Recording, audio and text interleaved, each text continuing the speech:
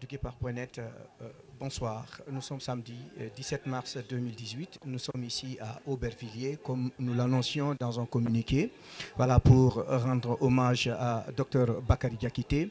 De tous les témoignages qui ont été dits ici, on peut retenir que c'était un père et un époux attentif, un Guinéen convaincu, un Africain déterminé, un humaniste à la vision généreuse et mondialiste. Dans ce film, vous allez constater qu'il y avait des témoignages émouvants. L'homme, on a compris que l'homme, ce sont ses œuvres. Jean-Jacques Rousseau écrivait que l'homme n'est pas l'homme par ce qu'il a, mais de ce qu'il est pour ses pairs, pour ses semblables, pour la société. En tout cas, merci de continuer à pratiquer sur Web TV de la diaspora et de la diversité. Merci d'avoir été des nôtres, où que vous vous trouvez sur cette planète. Bonsoir à tous. Bonsoir à tous, parce que j'ai vu que ça va très vite. En tout cas, merci beaucoup. Bonsoir à ces dames, bonsoir à ces messieurs, bonsoir aux amis guinéens, surtout aux amis de notre frère Bakary Diakité qui vient malheureusement de nous quitter. Merci beaucoup d'avoir fait ce déplacement avec, naturellement, comme chacun de nous l'a constaté, un temps difficile aujourd'hui. Mais il en est ainsi, nous sommes en Europe.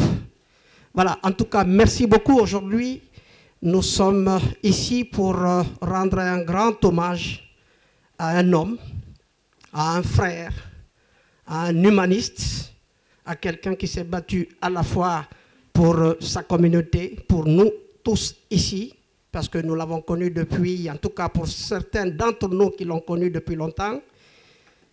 Bakary Diakité était, comme nous l'avons indiqué, de visuel, c'était un humaniste convaincu qui s'est battu à la fois pour l'ensemble de notre communauté ici, mais qui s'est battu également pour sa ville natale à Sigri, à la fois là-bas, mais également ici.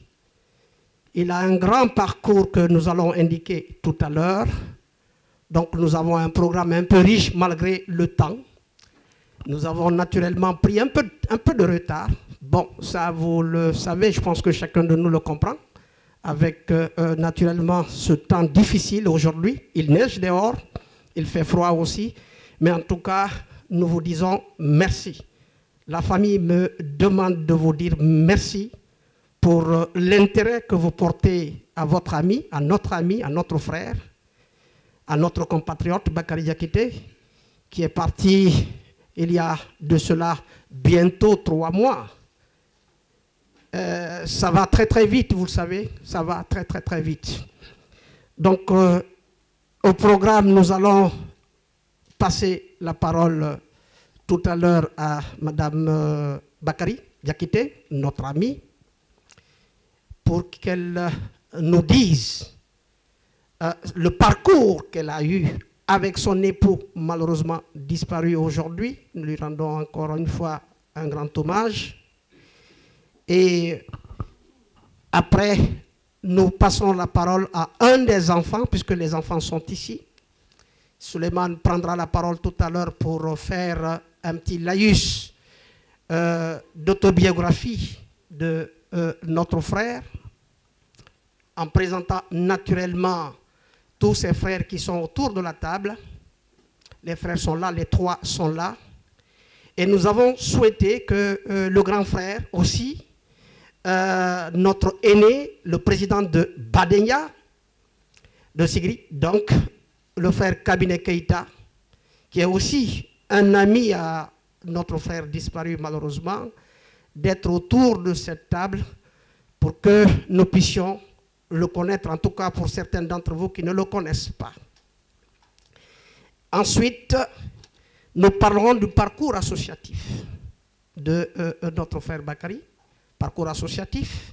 Cette responsabilité également est donnée à la fois à moi-même, en tant qu'ancien président de la coordination des associations guinéennes de France, mais surtout à notre frère Cabinet Keïta, le président de Badenya. Ensuite, nous parlerons également du parcours politique de Bakary.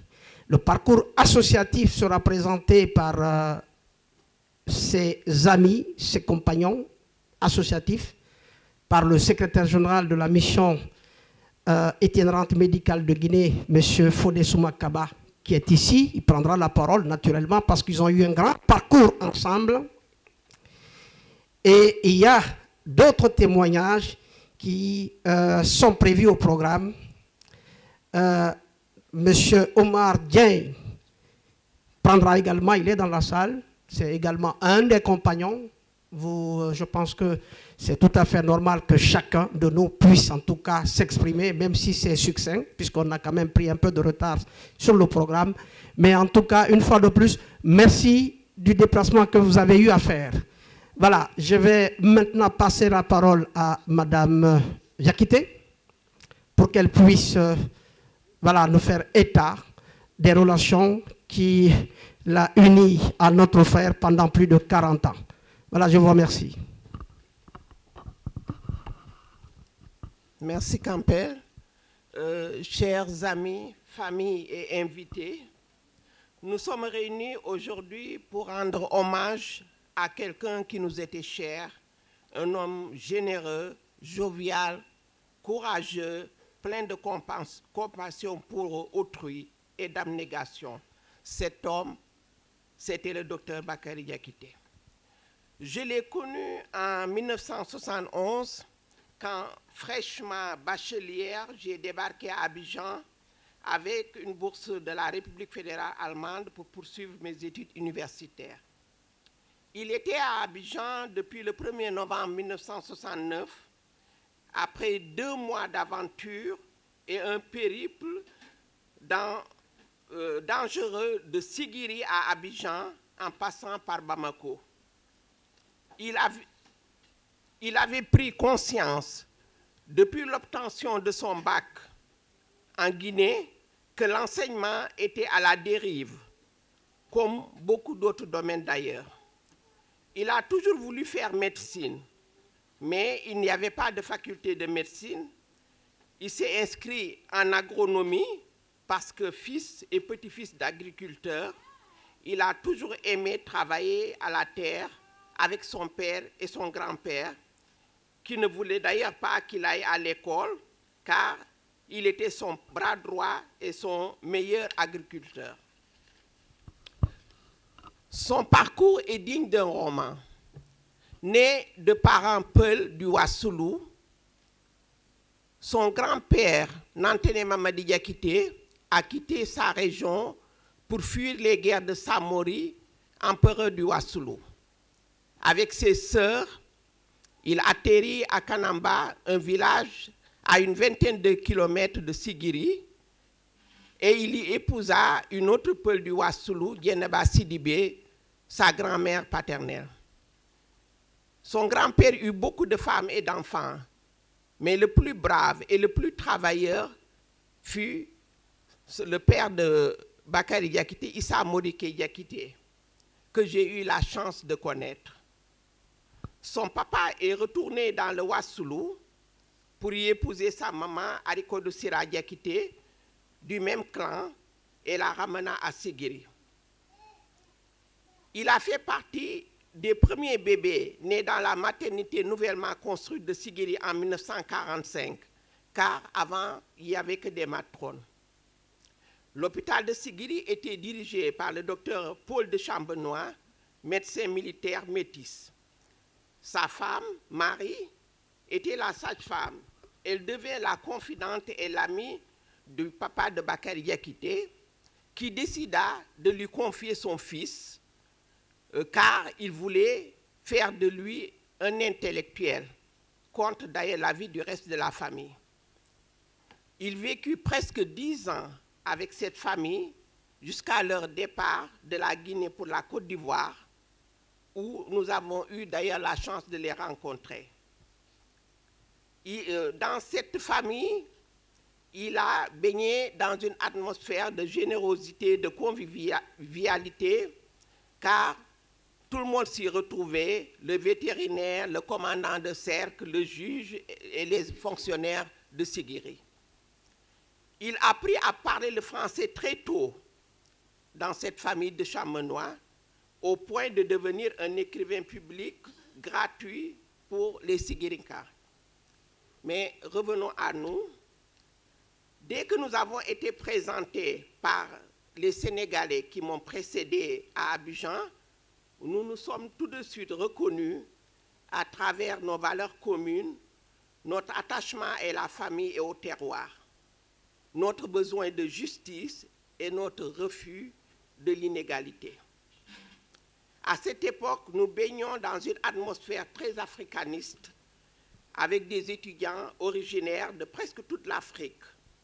Mais le groupe des Sénégalais, Koura, Yaya, Ousmane, Ndela, Karim, Aïssatou, moi, s'entendais très bien avec le groupe des Guinéens, dont un est là, Dr Bamamadou. Il y avait Négué, Ngara, Da Silva, Néné Ami, Naen, Gopuna, Abajak, Kabanana et j'en passe. Depuis cette rencontre de 1971, nous ne nous sommes plus quittés. Ce qui m'a tout de suite frappé chez lui, c'est son humour, son côté jovial et sa facilité de communication. Plus tard, je découvris son courage à travers son parcours, courage qu'il tenait aussi bien de son père que de sa mère. D'ailleurs, ses deux frères, Mamadi et Moussa Oulé, ont toujours été très courageux. La situation des étudiants guinéens à Abidjan était très difficile à cette époque. Nous, boursiers de la République fédérale allemande, nous étions très privilégiés. Il a toujours développé un acharnement et une endurance au travail, conséquence de sa pratique assidue au sport et particulièrement à la course à pied. Et c'est aussi une hérédité familiale. Sa droiture, sa générosité, il la tient de son père, qui attirait tous les démunis de Sigiri.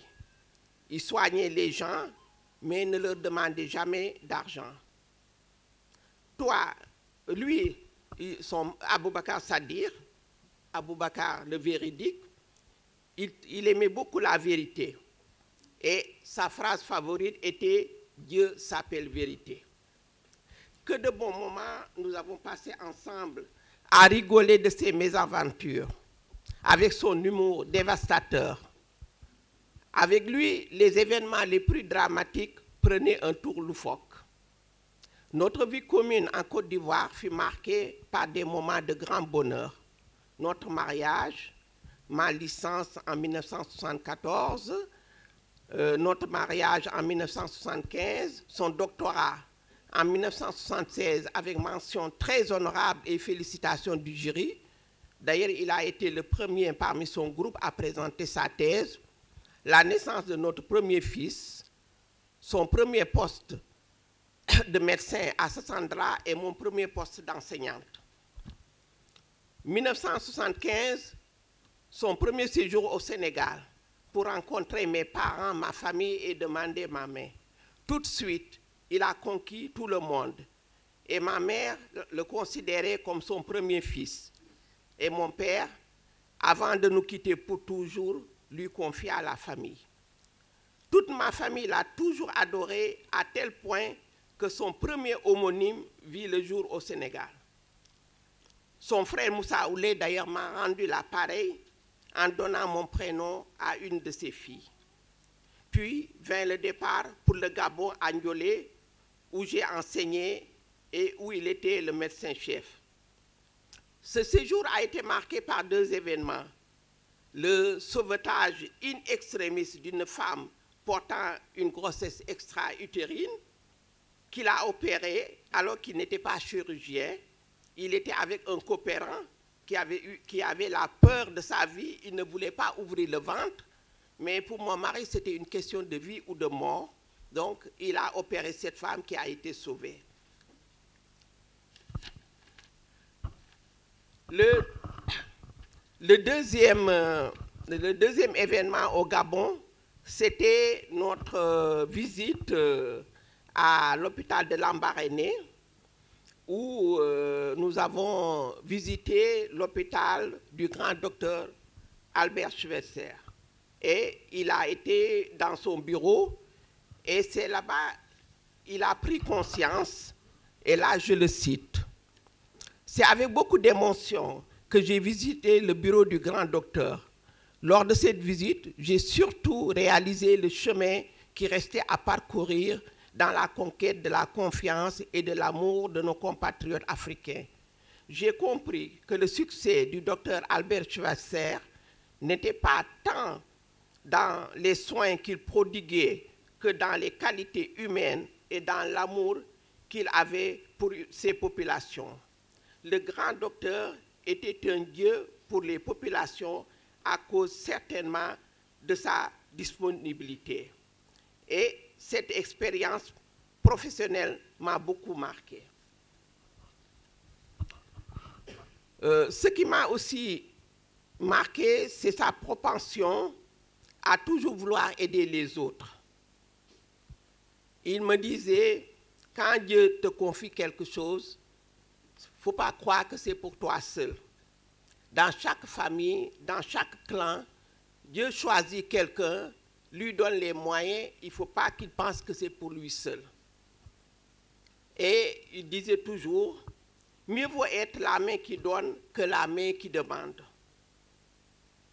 Et encore, si Dieu te donne une charge, ne lui demande pas de te l'enlever, mais demande-lui de te donner la force de la porter. Sa conscience professionnelle l'a suivi et lui a servi de viatique tout au long de sa longue carrière. Bichat, Claude Bernard, Trousseau, Fondation Rothschild, Gardien de la Paix, Clinique Paris-Est, la Roseraie, l'Estrée et le Vert-Galant. Il avait aussi une capacité à s'indigner contre l'injustice, surtout les violences faites aux femmes. Des fois, il me disait en rigolant, heureusement que je n'ai pas de fille, parce que j'aurais fait un malheur si quelqu'un touche à ma fille. D'ailleurs, nous avons beaucoup d'anecdotes à ce sujet. Un jour, on revenait de l'aéroport, il avait neigé comme ça. On était parti chercher notre fils Souleymane à son boulot. Et arrivé à Aubervilliers, il a vu un couple qui s'engueulait. Et le garçon, le monsieur, il voulait tabasser la femme. Il a arrêté la voiture.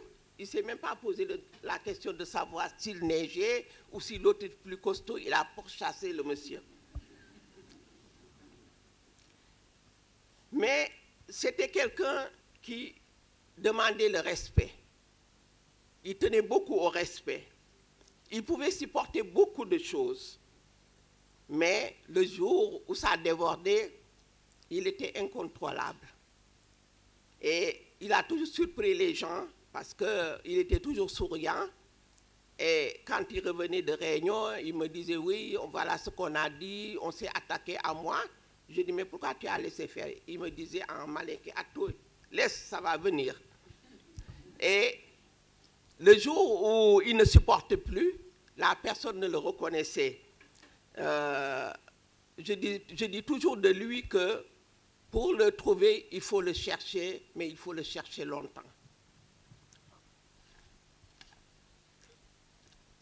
Alors, maintenant, je vais m'adresser à lui directement. Mon chéri, ton départ en ce triste 12 novembre est le départ vers un autre monde fait d'amour et de félicité pour ceux qui, comme toi, ont toujours eu l'amour du prochain, ceux qui ont toujours placé l'humain au-dessus de tout.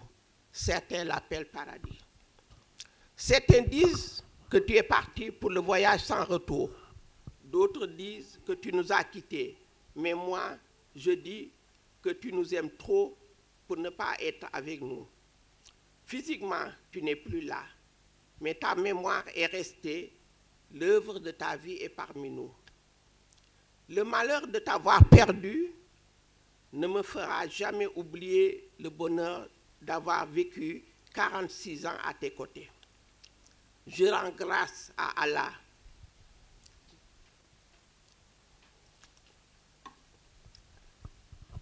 Je rends grâce à Allah et à son prophète Mahomet, paix et salut sur lui, de m'avoir donné cette chance de te connaître.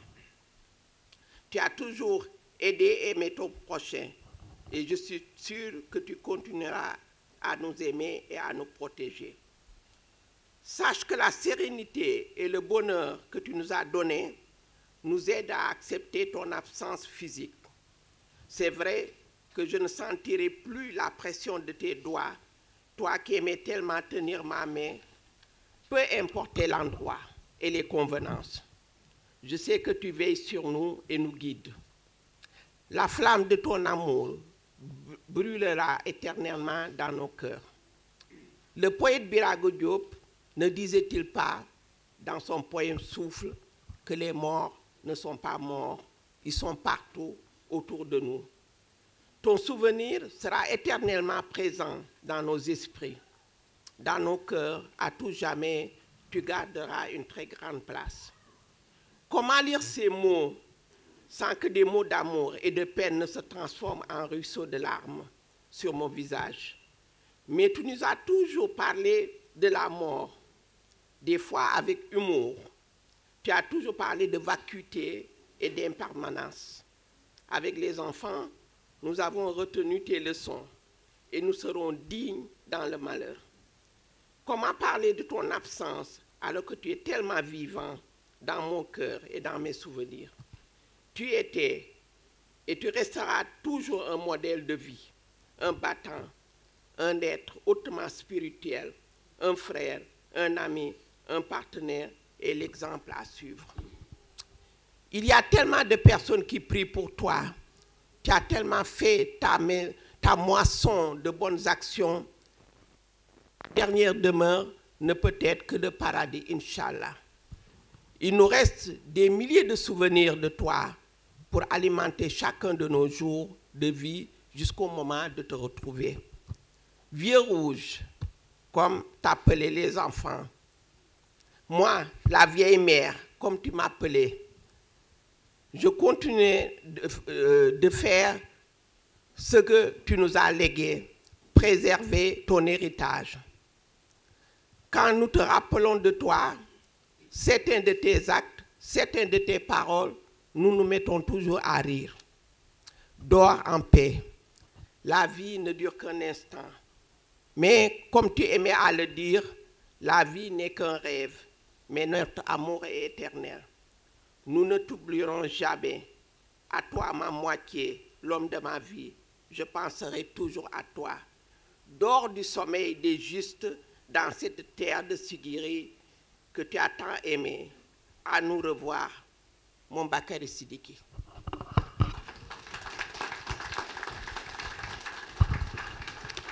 Merci Yacine, merci beaucoup cher ami, merci pour ce témoignage qui quelque part donne envie de pleurer.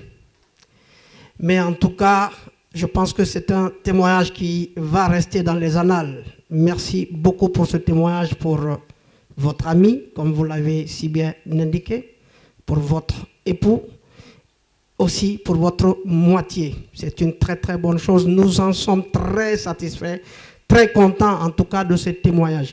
À présent, nous allons, puisque le programme est un tout petit peu riche malgré le temps, et malgré naturellement qu'on ait pris un peu de retard aussi sur l'organisation, je vais demander à Souleymane. Hein? Ah, c'est Aliou. D'accord. Bon. Je vais demander à un des fils, en tout cas, ils se ressemblent en tout cas, hein, vous avez vu, Diakité, un des Diakité de prendre la parole pour quelques minutes. C'est très très important. Mais je lui demande d'abord de présenter nommément ses frères. Merci. Alors bonjour à tous. Merci Campbell. Merci d'être venu par ces conditions climatiques extrêmes. Donc je me présente, je suis Alioune Diakité, donc le deuxième fils de Bakary Diakité. Et attendez, excusez-moi. Donc pour ma part, je vais vous présenter l'histoire de mon père à travers sa biographie, c'est-à-dire les actes importants qu'il a menés au cours de sa carrière et de son existence. Mais avant ça, j'aimerais vous parler en mon nom et celui de mes frères, donc Souleymane Diakité ici présent, donc mon jeune frère, et Issa Diakité, donc mon grand frère. Donc vous parlez de lui de manière un peu plus personnelle et moins factuelle, donc de la relation que nous avions et de l'influence qu'il avait sur nous et de sa philosophie, de la manière dont il a mené sa vie. Donc vous connaissez tous mon père.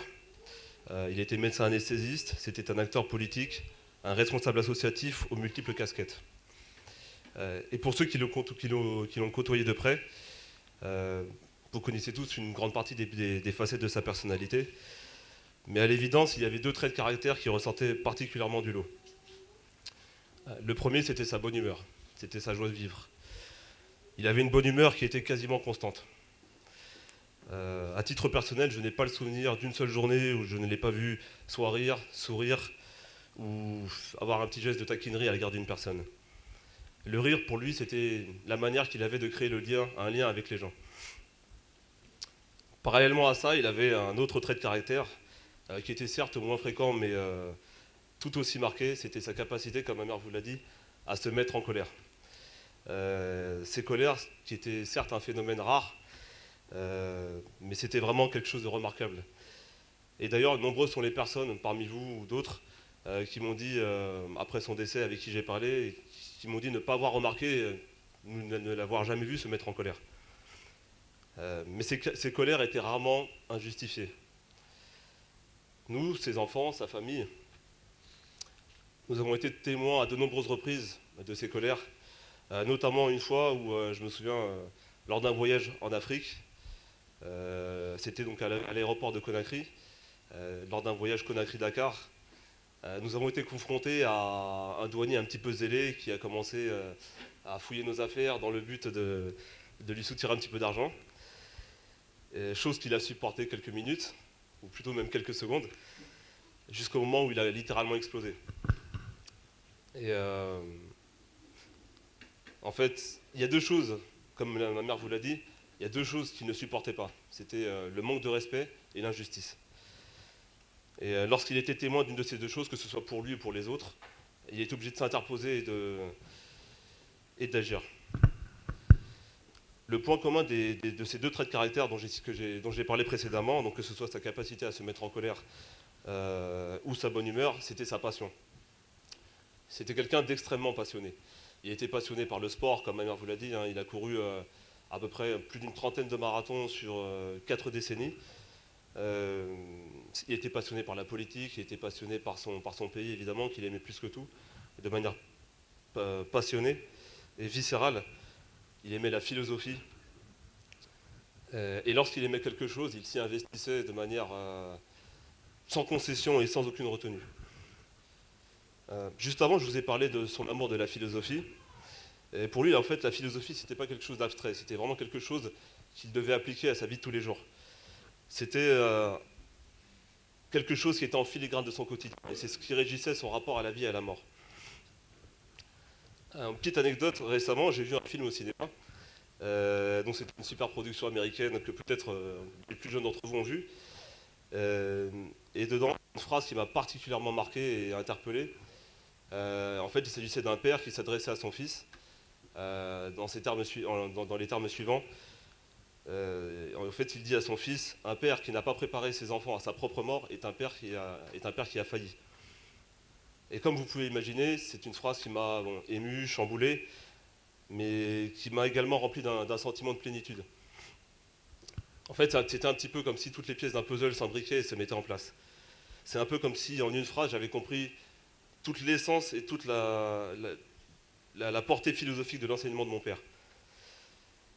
Parce qu'en fait, notre père, notre père, nous parlait beaucoup, il nous parlait énormément. Il nous parlait de religion, il nous parlait de philosophie. Et le rapport à la vie et à la mort était quelque chose qui revenait fréquemment dans nos discussions. Il nous parlait de l'impermanence, comme ma mère vous l'a dit, de la vacuité. Donc l'impermanence, c'est-à-dire le fait que chaque chose dans ce monde, qu'elle soit vivante ou non vivante, est amenée à disparaître. La vacuité, c'est-à-dire le caractère vide des choses. Il nous parlait aussi de la nécessité de ne pas s'attacher aux biens matériels et aux personnes. Et à vivre avec la mort au quotidien à ses côtés, de manière à mieux supporter la vie. Et je pense qu'il avait il avait décidé que sa mission en tant que père, c'était de donner les outils à ses enfants et de les préparer mentalement aux difficultés de la vie. Notre père nous a véritablement formés. Il nous a formés à sa philosophie, à sa manière de vivre. Et comme je vous l'ai dit un peu plus tôt, il nous parlait beaucoup. Il nous a fait faire du sport, car il savait l'impact que le sport avait sur son équilibre psychique et physique. Il nous a amenés à de nombreuses reprises en Afrique, car il avait, nos parents d'ailleurs, nos parents tous les deux, avaient à cœur qu'on garde un contact avec nos familles restées là-bas et nos racines. Il avait une phrase d'ailleurs à ce sujet, c'était pour savoir où l'on va, il faut savoir d'où l'on vient. Pour lui, c'était vraiment important qu'on prenne la succession de ses actions, mais plus encore, c'est important qu'on garde un lien affectif avec nos racines et nos familles. Mon père était quelqu'un qui était habité par l'amour, mais pas simplement l'amour filial ou conjugal. Il nous parlait souvent de l'amour de son prochain, de la nécessité de pardonner à son prochain, de la compassion et de l'empathie. C'est-à-dire, pour lui, la nécessité de se mettre à la place de son prochain pour mieux le comprendre et l'accepter. Pour ceux d'entre vous, j'imagine ses collègues, ses camarades de lutte, que ce soit associatifs ou politiques, pour ceux d'entre vous qui ont parlé avec lui de philosophie, ils peuvent témoigner qu'il parlait constamment de compassion et d'amour. Ce sont des idées philosophiques très présentes dans sa vie et qui l'ont amené à agir de la manière qui a été la sienne et à mener des actions philanthropiques de la manière la plus large possible. Car certes, de manière très humaine, dans une logique très humaine, il a commencé à travailler à l'égard de ceux dont il connaissait le plus les besoins, c'est-à-dire les Guinéens. Mais il avait la volonté d'élargir au maximum son action. Et c'est la raison pour laquelle la MIMG est devenue par la suite la MIMA. Car cette dernière avait vocation à agir en Afrique. Mais je pense que s'il avait eu les moyens d'agir pour le monde entier, il l'aurait fait. Mais bon, comme dit le proverbe, charité ordonnée commence par soi-même. Mon père était quelqu'un qui aimait le monde. Il aimait tout le monde. Il n'avait pas de frontières mentales ni d'œillères. Et je pense que quand on regarde l'audience ici présente, quand on vous regarde tous, on se rend compte que vous êtes à l'image de son action et de sa philosophie. On voit qu'il y a des Guinéens, évidemment, par rapport à ses origines et par rapport à ses actions. Mais également, il y a des Noirs, il y a des Blancs, il y a des jeunes et des moins jeunes, il y a des musulmans et des non-musulmans, il y a des chrétiens, il y a des agnostiques. Parce que lui, sa volonté, c'était de toujours trouver ce qui le rapproche d'autrui et non pas ce qui le sépare. Et c'est ça qui faisait de lui un homme avec un grand H. C'est-à-dire une personne qui ne considère pas les gens par rapport à des catégories supposées, mais il vous considérait parce que vous étiez un homme, tout simplement. Tout ceci, c'était la toile de fond de sa philosophie. L'amour de l'être humain et de l'humanité. À travers tous ces mots, j'espère que ça vous a permis de situer un petit peu la personne qui était mon père, et puis de comprendre un petit peu le fond de ses actions. Bon, même si je pense que pour la plupart d'entre vous, vous ne le découvrez pas. Donc maintenant, ce que je vais faire, c'est que je vais vous présenter de manière un peu plus factuelle sa biographie, et donc sa vie et son œuvre.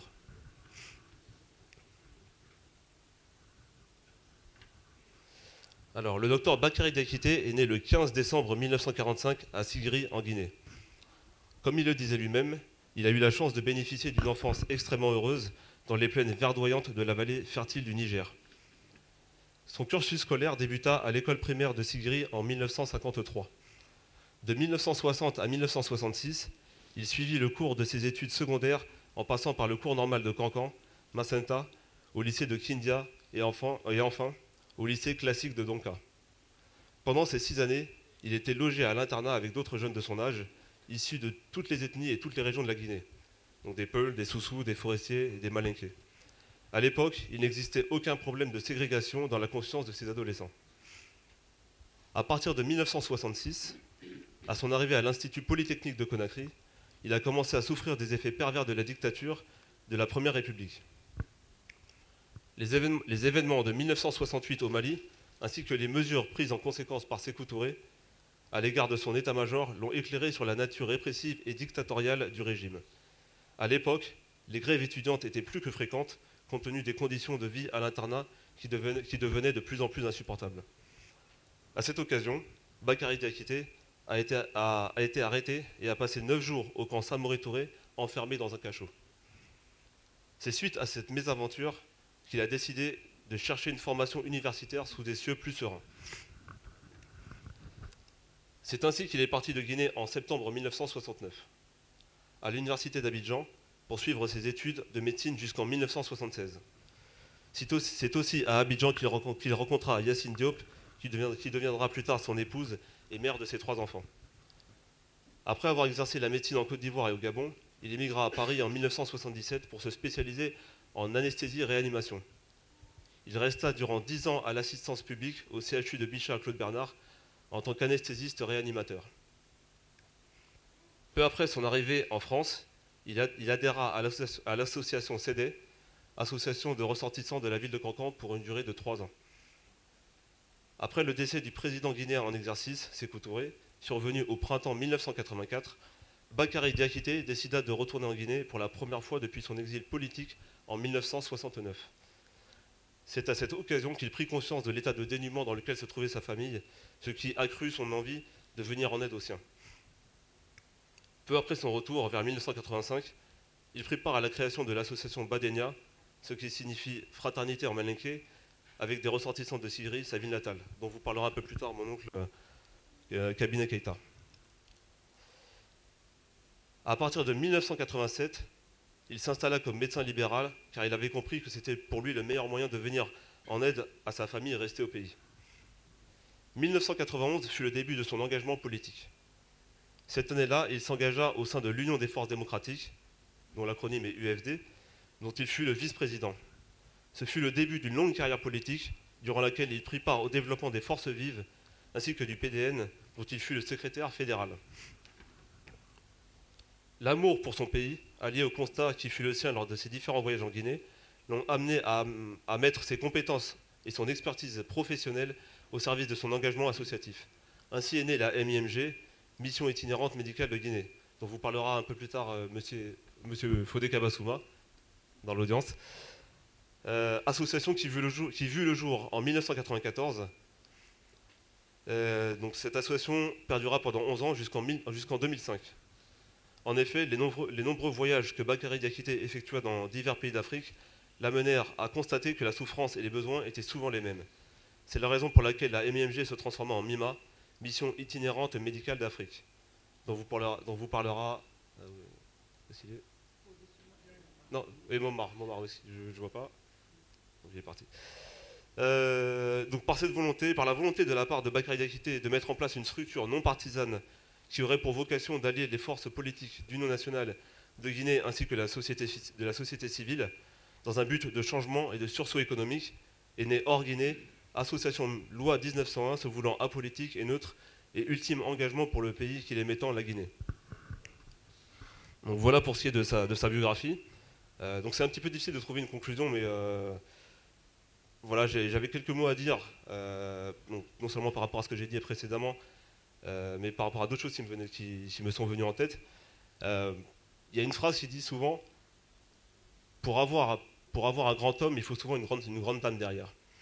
Et toutes les actions que mon père a menées tout au long de sa carrière, qu'elles soient politiques, qu'elles soient professionnelles, qu'elles soient associatives, ont été portées par ma mère, ici présente. Il y a plein de choses on voit souvent la face émergée de l'iceberg lorsqu'on observe une personne, mais on ne voit pas le côté caché, on va dire, des choses. Mon père avait souvent besoin d'un soutien moral, d'une personne qui le canalisait, d'une personne qui le poussait lorsqu'il en avait besoin et qui le canalisait lorsqu'il avait besoin d'être réfréné. Parce que comme vous le savez tous, mon père était quelqu'un de très fougueux et très... voilà, il y avait des idées qui fusaient comme ça de manière très, très vive. Et cette personne, ça a été ma mère. Tout au long de sa carrière, elle n'a eu de cesse de le soutenir, de lui apporter son soutien. Par rapport à sa carrière professionnelle, par exemple, il y a des choses que vous ne savez pas, mais lorsque nous, on allait à l'école, par exemple, elle nous emmenait à l'école. Je me souviens d'une fois, par exemple, où elle nous emmenait à l'école avec la jambe dans le plâtre, en béquille.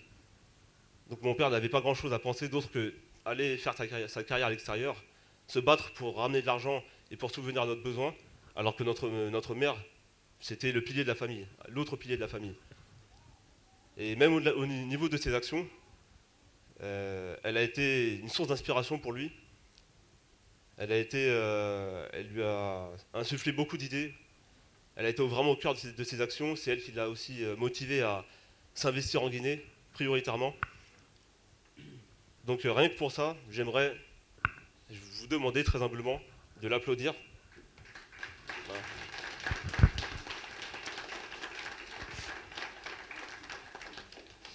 Merci beaucoup.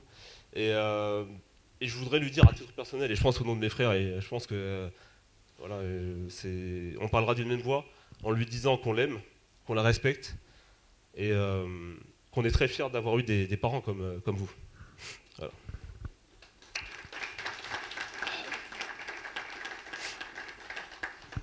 Il y a un autre mot que j'aimerais dire. Je sais qu'on est un petit peu pressé par le temps. Et j'aimerais témoigner aussi beaucoup de respect et beaucoup d'admiration pour les autres personnes qui l'ont aidé tout au long de sa carrière. Donc je vais parler de M. Fodé Kabassouma, de M. Momardier, qui est là, pardon, excuse-moi. Parce que pour mener les actions qu'il a menées, il a eu besoin de beaucoup de soutien de la part de toutes ces personnes qui se sont investies, qui ont investi beaucoup de leur temps, du temps certainement amputé à leur famille, de l'argent, un investissement physique et moral intense de tous les instants. Et donc à ces personnes-là, j'aimerais aussi témoigner tout mon respect, toute mon amitié, et j'aimerais que vous les applaudissiez également, s'il vous plaît. Merci beaucoup. Merci, mon cher frère, merci beaucoup. À présent, nous allons passer la parole à un de ses collègues de travail, M. Zakaria, s'il est présent dans la salle, professionnel. Alors, on me dit qu'il faut d'abord passer la parole à Jean-Jacques Lao et ensuite M.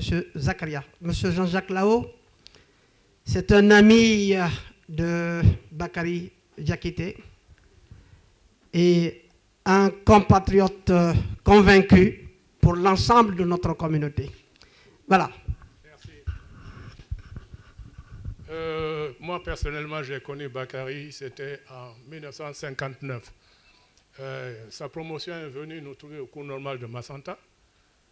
Et donc, nous étions ce qu'on disait, comme on disait, les grands frères. Et on a fait les années 59, 60 et 61 ensemble. En 60, c'était la période de ce qu'on appelait l'autodiscipline en Guinée. C'est-à-dire que c'est les grands frères qui devaient s'occuper des jeunes frères. Et donc, notre directeur, M. André Bailou, qui était l'un des rares Français qui était resté en Guinée, me dit, bon, Jean-Jacques, j'aimerais que tu t'occupes de cette équipe-là. Je les observe.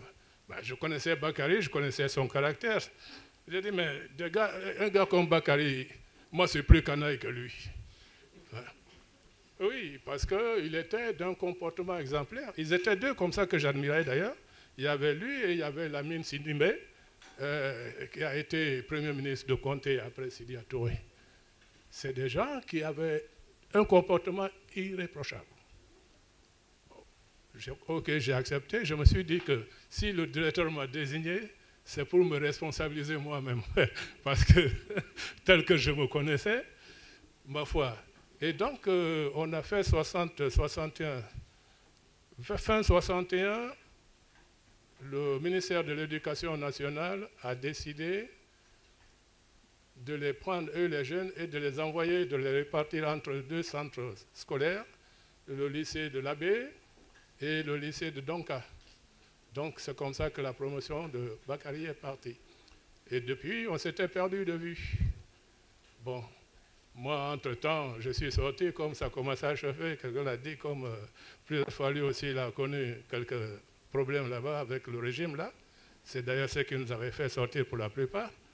Moi, je suis allé à Abidjan, où je suis resté 4 années durant, et après, avant de venir en France ici. Bon, ici en France, chacun de nous avait ses centres d'intérêt. Donc, j'avais perdu Bakary, ce n'est que en 2007 là, que je l'ai revu. C'était dans le cadre des associations politiques, la FRAD, Mourad, que Campbell animait. Et donc, moi, j'étais le représentant de l'UFR de Sidi Touré dans ce groupe-là. C'est là que j'ai aperçu Bakary. J'ai dit, mais lui, je le connais. Lui, il ne m'a pas reconnu tout de suite parce que quand on était jeune, j'étais plus mince que ça. Et à un moment donné, ventru, comme lui me reprochait, Bakary, je dis que c'est peut-être pour ça. J'ai dit comment il s'appelle, Baldé Boubacar, je lui dis, mais lui, je le connais. Il me dit, ah bon, tu le connais où? Je dis, oh là, depuis 59 à Massanta. Il me dit, mais est-ce qu'il t'a reconnu? Je dis, je ne crois pas. Il me dit, est-ce que tu lui en as parlé? Je dis, non. J'attends de voir s'il va me reconnaître plus tard. Et donc, plus tard, effectivement, il m'a reconnu. Donc, à partir de là, maintenant, chaque fois qu'il s'adressait à moi, il me disait le grand, parce que j'étais son grand frère. Il me disait le grand. Alors, donc, on était dans cet esprit-là, parce que c'est un monsieur pour qui j'ai eu beaucoup de respect, compte tenu de son éducation. Il était très poli, très correct. Jamais un mot mal placé avec les gens. Même à l'internat où nous étions, il n'était pas dans les bousculades des uns et des autres. Lui, il avait 3 choses. Il étudiait, il faisait sa gym des fois comme c'était obligatoire à l'école. Il participait à la gym et autres. Et le soir, il y avait les études surveillées, il était là tranquille, calme. Dans le dortoir, pendant que certains s'agitaient, lui, non, ce n'était pas son cas. J'ai beaucoup apprécié ça. Ici, à Paris, quand on s'est donc vu là, j'étais content de le revoir. Et puis, je lui dis, mais Diakité, il m'a dit qu'il était il a fait Abidjan. Et c'est là qu'il a connu madame. Et d'ailleurs, je reviens à ce que vous disiez là tout à l'heure. C'est quelqu'un aussi que j'ai apprécié parce qu'il n'avait jamais dit quelque chose sans rendre hommage, reconnaissance à sa femme. À toute occasion, il le disait. Et ça, c'était formidable. Il fallait être un Diakité pour être toujours en admiration devant sa propre femme. Et ça, c'était formidable. C'est comme ça que nous étions ensemble et quand j'ai appris qu'il avait créé, il était membre de l'association qui allait soigner les gens en Guinée, je me suis dit, ça, je vais essayer de soutenir cette association parce que, sachant que c'est Diakité qui est à la tête, avec Fodé Souma, j'ai dit, ça nécessite un encouragement. Et j'y allais avec des amis, j'incitais même des amis à venir avec moi pour aller les soutenir. À la mairie du 18e, là, quand vous organisiez. Et donc, ma foi, que vous dire, je me suis dit que ce garçon, quand il fait quelque chose, c'est très sérieux. Et parce que lui-même est très sérieux, il a toujours été sérieux. Donc, ça vaut le coup de le soutenir. Et je le voyais, on blaguait. Et puis, vers ces derniers temps, quand j'ai appris, je n'ai même pas appris qu'il était malade, hein, c'est quand il est décédé que personnellement j'ai appris. Et ça m'a fait mal, parce que quand même, connaissant la personnalité, je me disais qu'on se devait quand même d'être à son chevet. Bon, enfin, c'est la vie, ça. Mais ce que je peux dire que les enfants et madame peuvent être fiers de ce monsieur-là, parce que c'était quelqu'un de très valable. Et tout le monde avait vraiment été en admiration devant lui. Parce que tout ce qu'il faisait au pays, madame l'a dit d'ailleurs, parce que même il y a certains coins et recoins de Sigiri que vous connaissez, alors que dans certains cas, ce n'était pas évident. Bakary, il allait à tous ces endroits-là en étant ici. Une fois, quand il y a eu l'histoire des tueries à Conakry, en Guinée, en janvier-février 2007, on a fait une manif. Lui, il était parti. Il a filmé, il est venu. Il était maintenant question de projeter ces photos-là. Et ce jour-là, c'est lui qui devait nous expliquer ce qui s'est passé, parce qu'il y est allé. Non, c'était pour le stade du 28 septembre. Il est venu, il nous a expliqué. Normalement, on ne devait pas... Mais moi, il m'a dit, grand, viens. On s'est assis là. Il me dit, je te laisse ouvrir la séance avant que je n'explique. Ça, c'est un signe de respect. Parce que je n'étais pas avec lui là-bas, je n'ai rien vu, je n'ai rien vécu.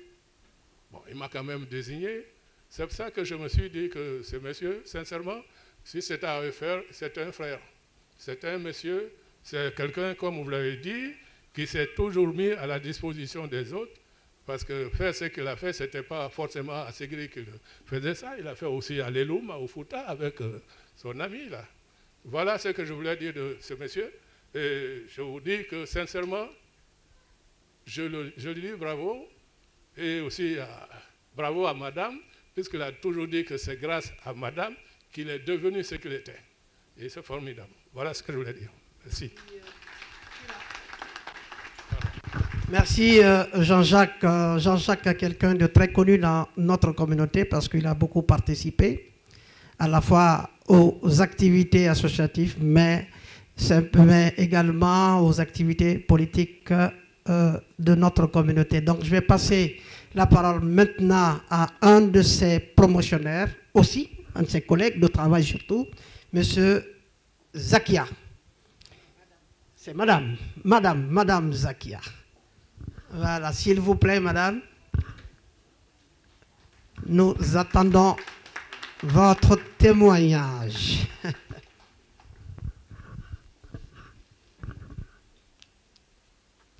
D'abord, nous vous remercions. Merci beaucoup, voilà, d'avoir fait le déplacement en ce temps un peu compliqué aujourd'hui, en tout cas. Merci. Venez par ici, madame. Mettez-vous là. Bonsoir à tous. Quoi vous dire? Docteur Diakité, pour nous, c'était une personne très importante qui nous a laissé que des bons souvenirs et vraiment, voilà, quelqu'un de très humain, très... Je suis désolée, je suis très, très émue parce que jusqu'à aujourd'hui, c'est difficile. Pour nous, on ne réalise pas qu'il soit parti, qu'il nous ait quittés. Ça a été dur, quoi. Donc il a été toujours de bons conseils, un homme simple, humain, qui parlait avec tout le monde, avec une facilité, toujours avec un sourire, toujours de bonne humeur. Il était, quand quelqu'un était fâché, il savait toujours le calmer, le rassurer. Voilà quoi. Il nous a laissé vraiment, vraiment que de bons souvenirs, sincèrement. Pour moi, voilà, il restera toujours, le docteur Diakité laissera toujours une bonne place à l'hôpital privé du Vert-Galant. Et puis bon, pour chacun, d'autres souvenirs, voilà.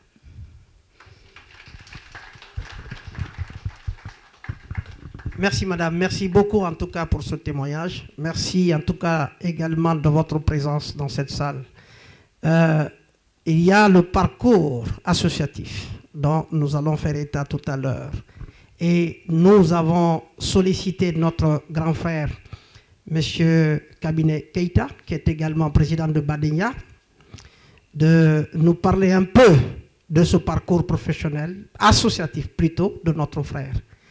Voilà, mon cher frère, avec votre permission. Voilà. Merci. Mesdames, Mesdemoiselles, Messieurs, chers amis, chers frères, Nous sommes réunis aujourd'hui pour rendre un vibrant hommage à notre regretté frère et ami Diakité Bakary, qui vient de nous quitter brutalement. Cette disparition inattendue et cruelle nous a profondément ébranlés et attristés. Bref, l'association Badenia que j'ai l'honneur de représenter ici est née d'un idéal de solidarité et de fraternité. Cet idéal, Bakary Diakité l'a adopté d'emblée. Bakary a participé avec compétence à la rédaction des statuts et du règlement intérieur de la dite association. Bakary Diakité est apparu comme un lanceur de bonnes idées qui, avec l'accord des autres membres de la Badenia, ont débouché sur l'organisation des soirées dansantes que beaucoup d'entre vous certainement se souviennent. L'aide financière, je vous énumère quelques aspects ou quelques réussites que nous avons faites au début. Et tout ça avec, sur l'impulsion de Diakité Bakary.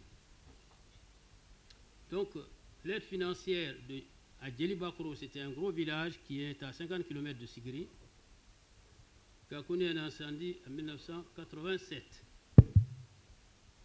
Collecte et envoie à Sigiri, notre ville natale, de matériel hospitalier tel que lits, pèse-bébé. Bakary était à la tête. Je me souviens, avec tous les frères, nous sommes allés nous-mêmes porter les lits qu'on nous a donnés et qu'on a stockés pour pouvoir les envoyer à l'hôpital de Sigiri. Après, il collecte et envoie des matériels scolaires, livres, calculés. Participation financière à la rénovation partielle de l'hôpital de Sigiri, etc., etc.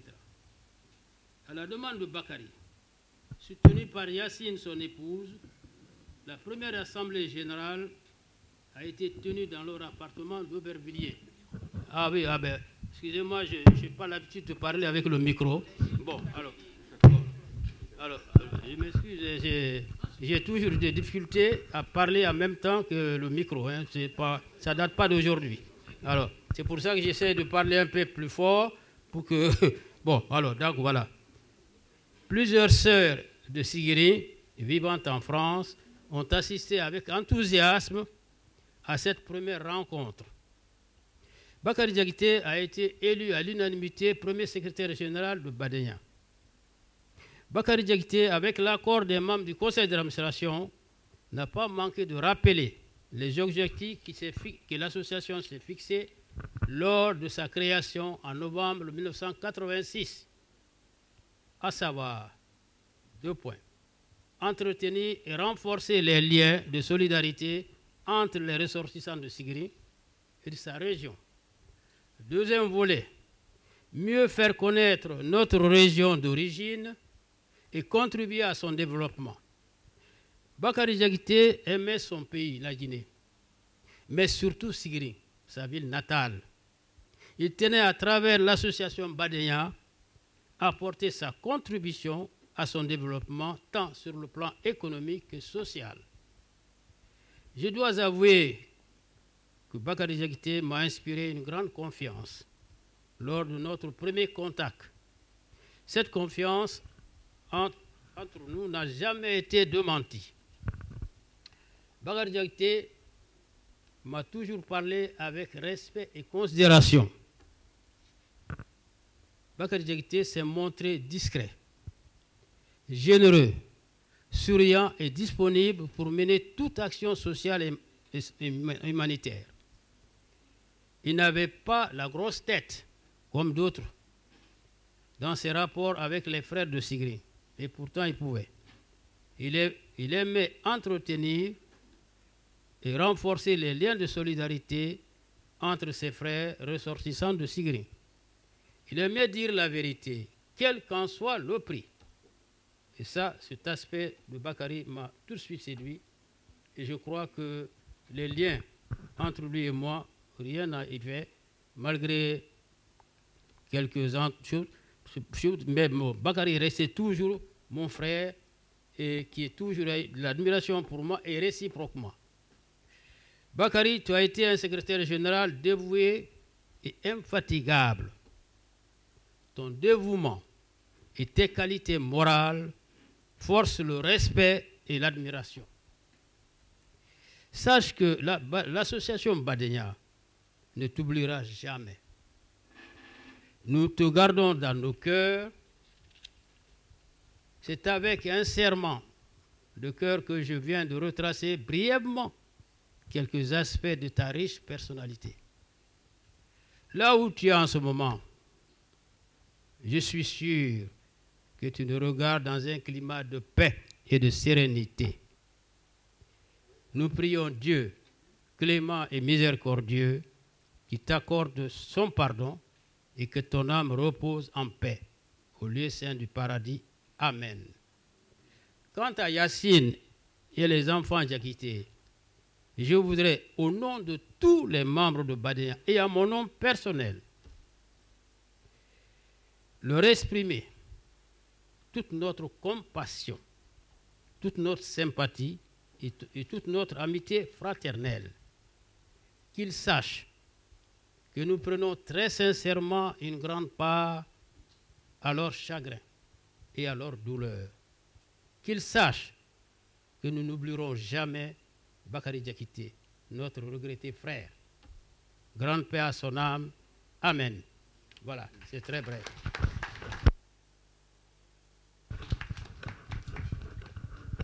Merci, grand frère. Merci beaucoup. Je rappelle également, pour ceux qui ne le savent pas, M.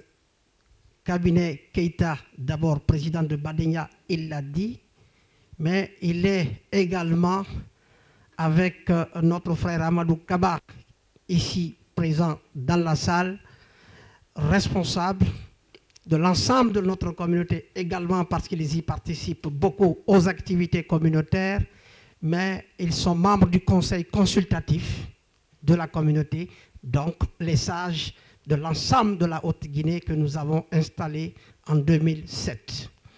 Voilà, mon frère, je vous remercie beaucoup. Et avant de passer la parole à M. Fodé Kaba Souma, qui est le secrétaire général de la mission itinérante médicale de Guinée, on me signale que le président du PEDN, notre ancien Premier ministre, M. Lansana Kouyaté, un des anciens premiers ministres de notre pays, la République de Guinée, également président de PDEN. Donc, le parti que notre frère Diakité a eu l'honneur de représenter ici en tant que secrétaire fédéral.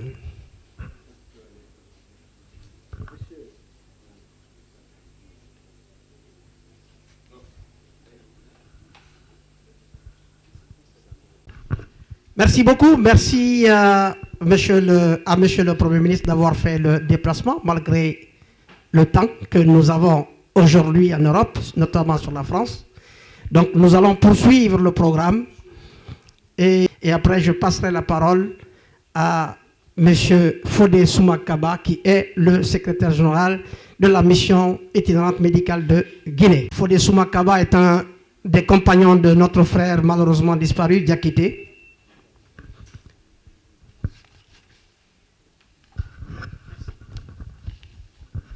Merci Campbell.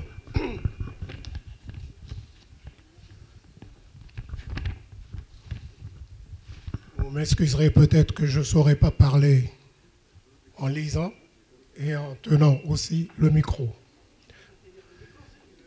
Non, ça ira, c'était une plaisanterie. J'ai rencontré Bakary Diakité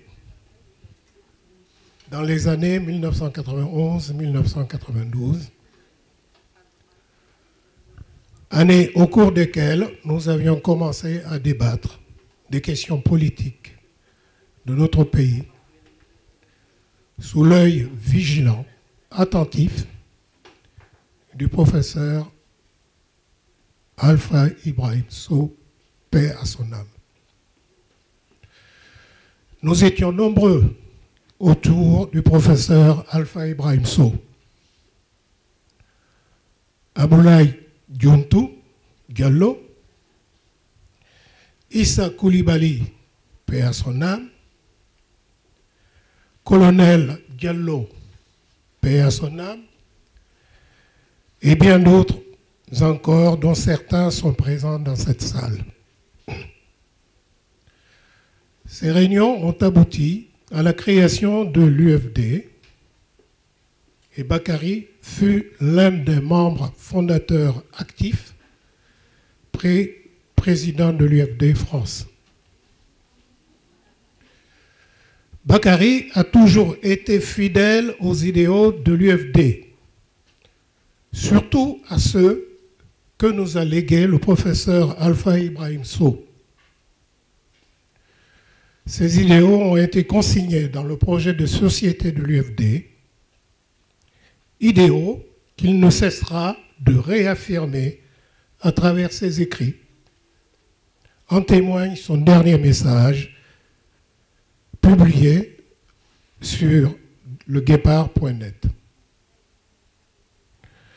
En réaffirmant dans ce message l'idée forte du professeur Alpha Ibrahim Sow, la tenue d'une conférence nationale souveraine, je cite, « Dans la situation politiquement ingérable et bloquée où se débat la Guinée d'aujourd'hui, en proie à des mutations anarchiques aussi injustes que préjudiciables à l'intérêt général, une conférence nationale,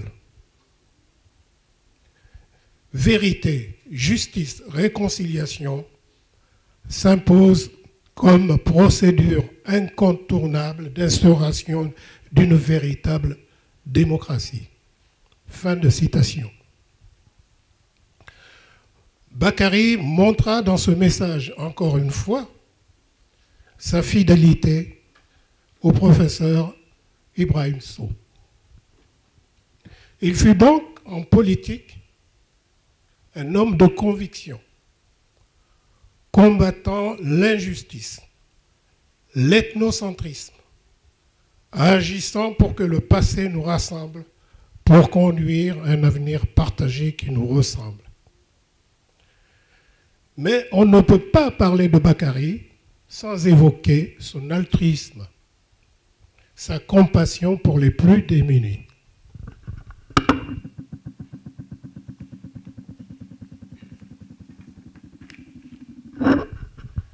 Un jour,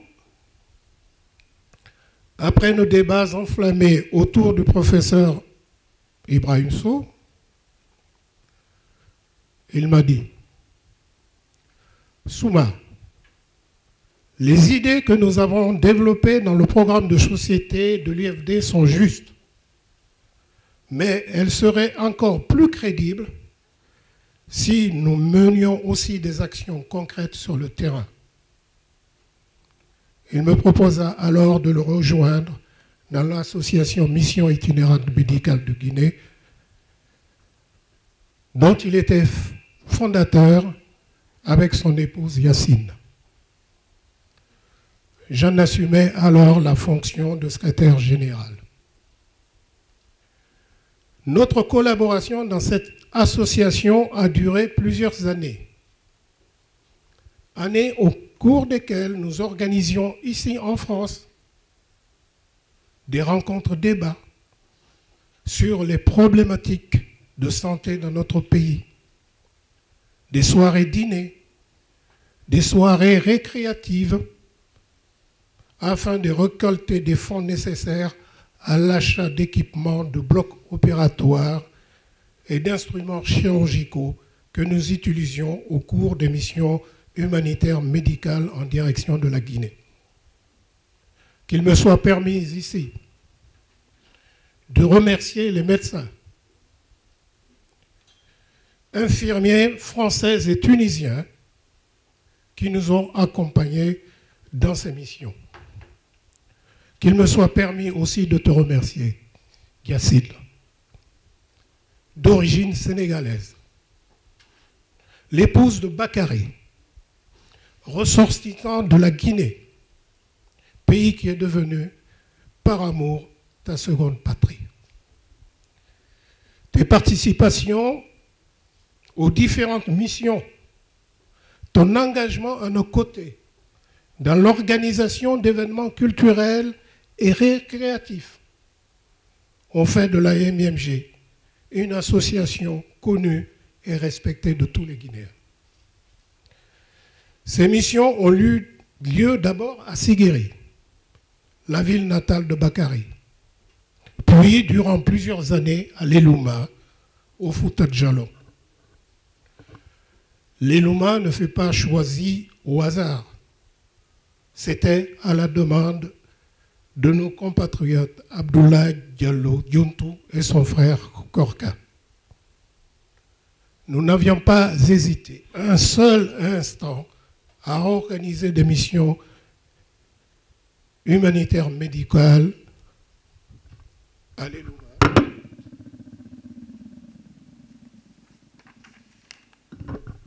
Soutenues par nos frères de l'Association des ressortissants de l'Elouma en France, dont beaucoup se sont mobilisés pour être présents à cette cérémonie.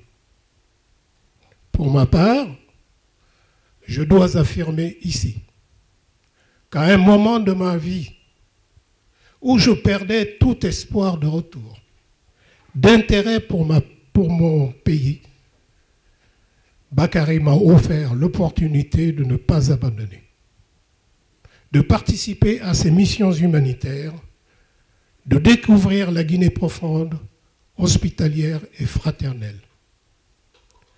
Nos missions à l'Elouma ont montré que Bakary n'était pas égoïste, replié sur des considérations régionalistes ou ethniques, mais plutôt un humaniste dont la préoccupation essentielle a toujours été la défense de l'intérêt général. Un vrai patriote, il n'a jamais été avare de ses moyens pour la cause guinéenne, qu'elle soit humanitaire ou politique. Bakary et moi, nous n'étions pas toujours d'accord. Mais nous arrivions toujours à surmonter nos différends pour aller à l'essentiel afin de soulager les souffrances de ceux qui n'ont pas eu la même chance que nous. Durant nos missions à l'Elouma, nous y avions soigné, distribué gratuitement de médicaments. Et je ne saurais aujourd'hui indiquer le nombre exact de malades que nous y avions soignés, soulagés. Bakary était de l'ethnie malinké. Abdoulaye Diuntou, Peul. Moi, Soussou. Et sans renier nos différences, nous avions montré modestement qu'il était possible de rassembler des Guinéens sur des objectifs qui répondent à l'intérêt général.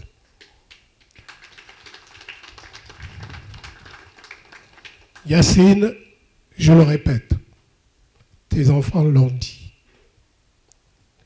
Tous les témoignages de ceux qui sont passés avant moi le prouvent. Tu as été avec tes enfants, Issa, Alioune, Souleymane, toujours présente aux côtés de ton époux, Bakary. Ça a constitué pour lui une force, sans doute, qui lui a permis d'atteindre les objectifs, modestes qu'ils soient pour certains, mais essentiels pour les Guinéens qu'il a pu rencontrer. Nous pouvons donc, vous pouvez, être fiers de ce qu'il a représenté pour la communauté guinéenne, sénégalaise, car ses actions ne se limitaient pas qu'à son seul pays d'origine. Il l'a montré aussi avec la mission itinérante médicale d'Afrique, MIMA. Pour terminer, permettez-moi de citer ce grand homme, Nelson Mandela. Nous ne sommes humains qu'à travers l'humanité des autres. S'il nous est donné d'accomplir quelque chose en ce monde, le mérite en reviendra à parts égales à notre travail et aussi à l'efficacité d'autrui. Ce que tu as fait, Bakary, pour les autres, ton humanisme sont des exemples concrets, dus aussi à l'efficacité de ceux qui t'ont accompagné, ton épouse, tes enfants et à tes fidèles frères et amis.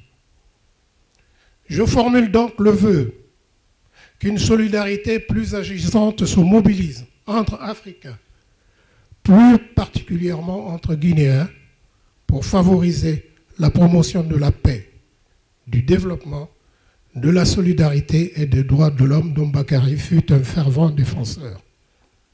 Je lance aussi un appel à toutes les bonnes volontés pour que les actes posés en Afrique par l'humaniste qu'il fut puissent lui survivre, car on se souvient de chaque homme d'après ses actes.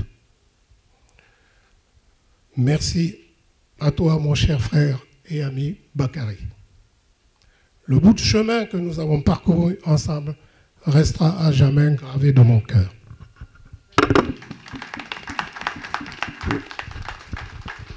Merci, mon cher frère Souma, Fodé Souma Kaba, secrétaire général de la mission itinérante médicale de Guinée, donc qui a beaucoup travaillé avec le frère Bakary.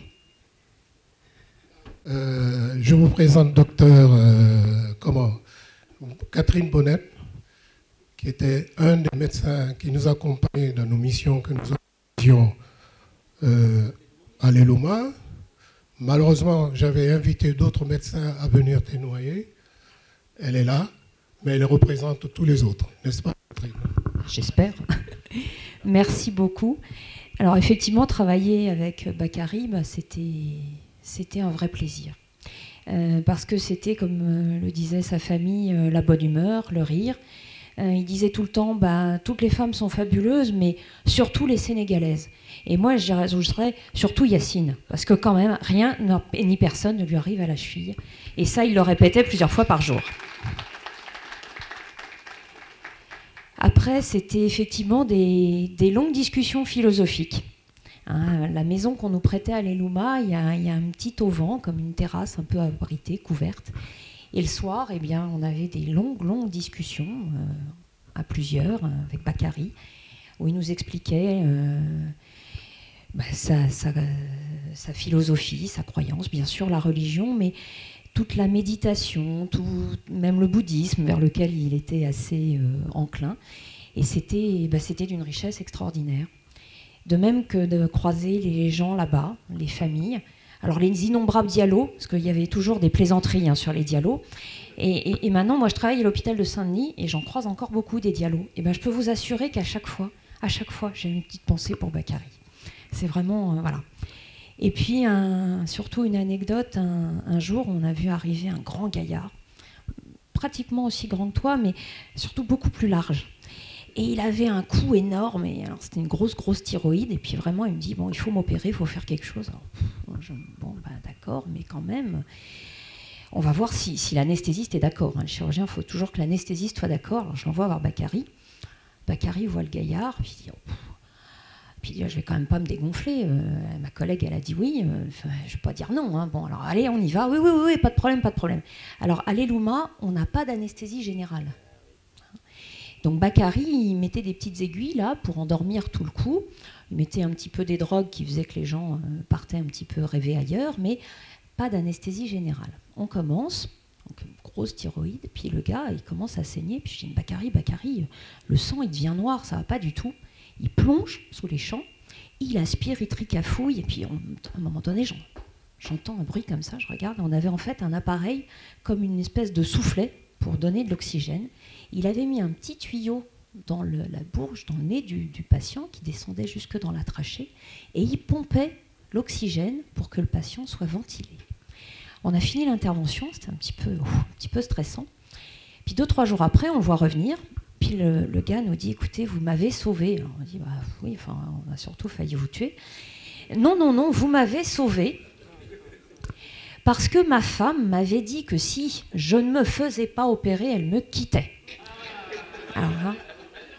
Alors là, on était ravis. Puis après, Bakary m'a dit quand même, tu sais, j'étais pas très fière de moi, puis quand même, tu as été gonflé de dire que mais moi, je voulais pas, moi, j'espérais que tu dises non.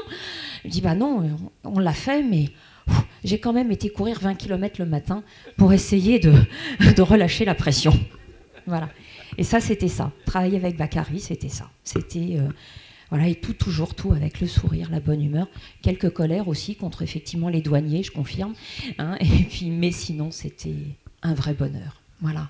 Et il nous manquera beaucoup. Formidable, formidable ce témoignage. Avant de passer la parole à notre collègue, M. Mani Tra, j'aimerais aussi livrer en quelques minutes, en 2 minutes, un autre témoignage.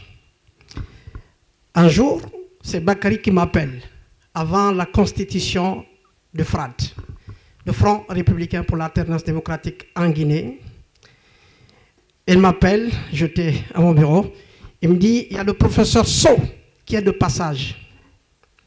Donc, est-ce que tu es libre à 18h qu'on se rencontre à Bagnolet, chez M. Fodé Soumakaba qui vient de s'exprimer?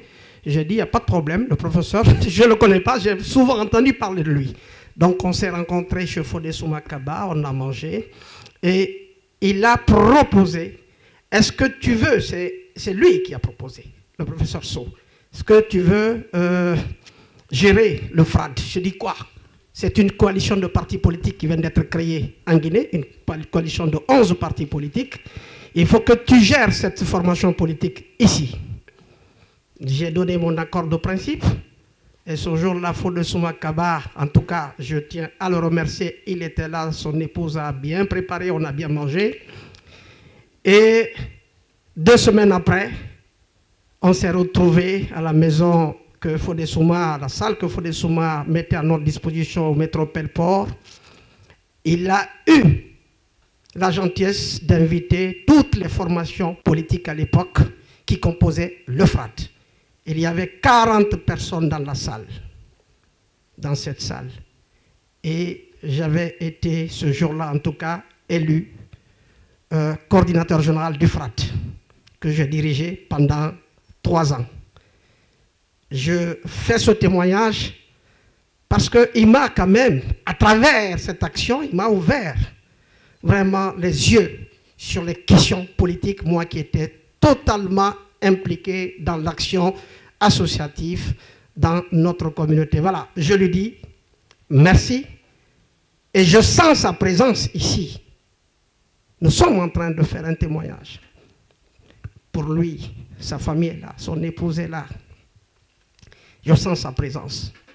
Et je pense qu'après cette cérémonie, il retournera tranquillement dans sa résidence, là où il est, pour l'éternité. Mais en tout cas, nous lui disons merci et nous continuerons à dire merci à son épouse, à ses enfants, pour l'organisation de cette cérémonie d'hommage. Et nous disons merci à tous ceux qui ont pu faire le déplacement aujourd'hui pour venir avec un temps extrêmement difficile aujourd'hui, de venir participer à cette cérémonie. Donc je vais passer la parole à notre frère, un de ses collègues de travail. Voilà, merci, qui est là et qui souhaite apporter un témoignage, Monsieur Mani Tra. Merci beaucoup. Merci beaucoup, merci beaucoup. J'ai pas grand-chose à dire par rapport à tout ce qui a été dit, et qui est magnifique et qui est tout beau. Hein. Mais j'aimerais juste apporter mon petit témoignage donc, dans la vie de tous les jours qu'on a eu avec Diakité, moi-même et lui. pendant une dizaine d'années à la clinique de Vergalan, Tremblay, en France. Donc, un petit rappel, Dr Bakary Diakité a fait ses études de médecine à la faculté de Dakar, comme ça a été dit. Il a été ensuite à la faculté de la Pitié pour faire sa spécialisation en anesthésie-réanimation. Et puis, il a travaillé en tant que médecin anesthésiste libéral dans plusieurs cliniques de Paris et de sa région. Il nous a rejoints en 2005 à l'hôpital privé du Vergalan, et cela jusqu'en 2015 à son départ à la retraite. Que retenir du docteur Diakité? Le grand frère et le grand chef Diak, comme nous l'appelions affectueusement, c'est avant tout un homme de devoir. Je ne me souviens pas du tout d'un seul moment où il n'est pas venu parce qu'il était fatigué ou parce qu'il n'était pas en forme. Jamais. Il arrivait le matin, toujours costumé, avec son chapeau et toujours avec le sourire. Toujours. Il lançait « Ça va, chef? Au travail, hein ?» Et on y allait. Cela de 8h du matin jusqu'à souvent 19h, 20h le soir. Diak s'occupait beaucoup des enfants, donc du service ORL. Nous, on n'aimait pas trop ça, parce que c'est délicat et difficile. Il aimait ça. Diak était aussi un homme de dialogue, de la bonne humeur. Il aimait danser. Tous les Blancs, vous les Blancs, disait-il, vous n'avez pas le rythme, disait-il. Et il leur montrait comment il fallait faire. Il aimait ça. Il faut dire aussi qu'il avait des qualités physiques exceptionnelles. Il nous a fait un jour le grand écart au bloc opératoire, et ça a été pris en photo d'ailleurs. C'est vrai, hein? Diak avait aussi un côté prosélyte. Il partageait ses passions. Personnellement, il m'a converti au marathon. Chef, me disait-il, quand je suis très fatigué, je chausse mes baskets et je vais faire des tours de piste au stade près de chez moi. Je me sens mieux après. Ça rejoint un peu ce qu'a dit notre collègue tout à l'heure. Je n'ai pas compris au départ. Je me suis dit, ce collègue est un peu fou. Personnellement, quand je suis cassé, fatigué, je me glisse dans la couette et puis je dors. Mais il avait raison. Courir, ça détend les muscles, le corps et ça lave la tête. J'ai fait plusieurs marathons depuis et je l'en remercie vivement. D'autres collègues au travail s'y sont mis également. Il y a tellement à dire, tellement à dire. Deux choses cependant que j'aimerais souligner. Quand on a des problèmes personnels, il demande toujours « C'est quoi qui ne va pas, chef? C'est quoi qui ne va pas ?» Et on parle. Tout en étant un homme de dialogue, c'est quelqu'un qui ne se laisse pas du tout faire. Il avait, comme on a dit tout à l'heure, des colères mémorables. Il savait se faire respecter. Diak se qualifiait de musulman bouddhiste. Son livre de chevet, il l'avait toujours avec lui, c'est le livre de Bouddha. Ce livre ne le quittait pas. Il faisait le ramadan, je l'ai fait. Je suis chrétien, une fois avec lui. Chef, je te félicite, m'a-t-il dit. Je ne voudrais pas trop m'étendre. Il y a tellement à dire et je dois aussi la parole aux autres, mais comment dire? Malgré toutes ces années passées en France, il n'a jamais oublié ses racines. Il avait son association d'aide à l'Afrique qu'il a créée. Il s'agit de la MIMA dont on a parlé. Il s'impliquait beaucoup. Il aurait pu penser à son bien-être. Non, il a pensé et a beaucoup fait pour ses frères africains. La situation de la Guinée était tout le temps présente dans son esprit. C'était son engagement. Puis, c'était un Africain, un vrai. Chef, disait-il, tu as ramené quelque chose à manger? Je disais non. Viens, on va partager ce que madame a préparé. Non, chef, disais-je, c'est pour toi. Viens, chef, disait-il. Et on se partageait un bon tiède, un bon mafé, un excellent yassa, ou simplement des pâtes que son épouse Yacine aura préparées avec amour. Sacré Diak, chef, on ne peut pas t'oublier, on ne t'oubliera jamais. Tu fais partie maintenant des étoiles qui brillent dans le ciel et qui guident nos pas ici-bas. Merci de votre attention.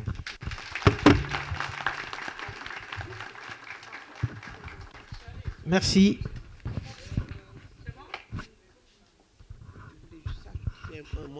Je suis désolé, les deux personnes qui viennent de partir, Ils viennent de Suisse et c'est eux qui nous ont aidés à construire le centre médical à Sigiri. Voilà, ils ont une fondation en Suisse et c'est par amitié pour Bakary qui nous ont aidés à mener nos actions aussi bien au Sénégal qu'à Sigiri. C'est dommage, ils ne sont pas. C'est bien dommage, on aurait dû les présenter, mais bon, c'est pas grave, ce n'est que partie remise. Nous avons deux intervenants très importants. Donc, à présent, je passe la parole à Omar pour la MIMA. Et après la MIMA, nous allons retracer un tout petit peu le parcours politique, qui, surtout pour parler de PDN. Et l'ancien Premier ministre, M. Kouyaté, est ici, il prendra la parole tout à l'heure. Monsieur le Premier ministre, l'ancien Kouyaté, Mesdames, Messieurs, honorables invités, Docteur Bakary Diakité, dans nos longues années de compagnonnage, d'engagement commun, m'a souvent avec confiance demandé des tâches difficiles, mais aujourd'hui lui rendre hommage en est une encore plus difficile. J'ai un souvenir dans la tête, ce jour où il m'a demandé de devenir le secrétaire général de la MIMA, qui venait d'être porté sur les fonds baptismaux le 7 janvier 2005, sur les cendres de la défunte MIMG. Il serait heureux de cette présence si nombreuse, et d'abord de celle des Guinéennes et Guinéens qu'il aimait tant et à qui il a tant donné, de celles et ceux membres associatifs ou de la MIMA, mais au-delà, toutes celles et avec ceux avec qui il a partagé ses combats, voire combattu au sens amélioratif du terme, tous ses amis, toutes ces personnes ou personnes anonymes ici présentes. Cette présence nombreuse, comme les nombreux messages parvenus de toutes parts, souligne le militant engagé rare qu'il fut. C'est en ce sens qu'il est difficile de faire l'éloge de toute personne, de trouver les beaux mots pour exprimer les événements et les dates qui font une vie. Mais l'essence, les joies, les moments privés, les qualités uniques qui illuminent une âme sont inexprimables. Il est encore plus difficile de le faire pour un homme comme Dr Bakary Diakité, pour une personnalité qui a marqué à ce point, durant plusieurs décennies, l'histoire associative dans le monde de la diaspora africaine en général et dans la commune d'Aubervilliers en particulier. À cet homme qui avait l'éloquence du cœur et le courage de la vérité, nous devons rendre un hommage fraternel et sincère, mais surtout essayer, alors que la réalité de sa mort s'impose lentement à notre conscience, de mesurer la signification profonde de sa vie. Nous lui avons toujours eu une grande admiration. Il incarnait naturellement pour nous la droiture, la sincérité, la franchise. Il était honnête homme au sens le plus noble du terme. Nous avons tous eu beaucoup de mal à accepter que lui, qui nous paraissait indestructible, puisse être atteint par la maladie. Lui, à l'hygiène de vie exemplaire, la vie est donc souvent injuste. Il fut l'exemple de l'homme pur et incorruptible, accédant aux responsabilités associatives pour tenter de bouleverser l'ordre social, rendre aux plus démunis les moyens d'accéder aux soins, rendre son pays, la Guinée, l'Afrique, et rendre l'humanité, en un mot, l'espoir en un monde où l'accès à la santé doit être égal pour tous. Car c'est bien l'amour qui traça sa destinée. Un amour infini pour son pays natal, pour la France et pour l'Afrique. Un amour communicatif qui transcende l'espace et le temps. Un amour qui brise les barrières de toutes sortes, qui érige nos esprits, vient percuter nos consciences et élever nos âmes. Puisse l'élan de cet amour transporter encore longtemps ces gens vers qui toutes nos pensées se dirigent dans ces temps difficiles. Ce fut pour moi un honneur immense de m'engager dans le secteur associatif avec lui.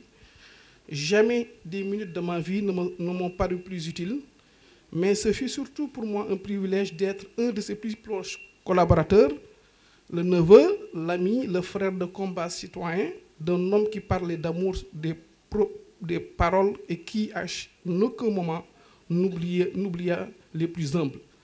Chers amis, juché sur les auteurs de sa vie où désormais il repose, Dr Bakary Diakité, je l'appelais affectueusement Prési, nous a montré à quel point servir les autres est beau et que le seul chemin à suivre est celui de l'unité et de l'amour.